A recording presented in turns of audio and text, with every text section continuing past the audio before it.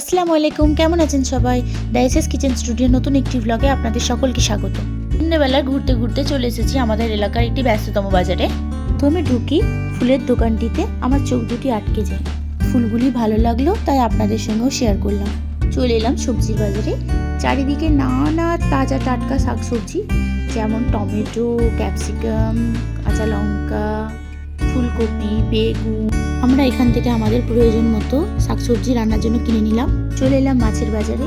বিভিন্ন রকমের মাছ এখানে বিক্রি হচ্ছিল, যেমন কাতলা, চিংড়ি, ইলিশ, রুই, ভেটকি, পমফ্লেট। প্রয়োজন মতো মাছ বাজার করে নিয়ে আমরা বাড়ির পথে রওনা দিলাম। আপনারাও চাইলে এই বিহালা হকার্স মার্কেটে আসতে পারেন। আস্তে আস্তে চোখে পড়লো এই জুসের দোকানটা। তো এটা অ্যাকচুয়ালি জুস অ্যান্ড শেক সব কিছুই পাওয়া যায়, বিভিন্ন রকমের ফ্রুট জুস, মিল্কশেক। তো আমরা এখান থেকে 2 গ্লাস ম্যাঙ্গো মিল্কশেকটাই অর্ডার করলাম।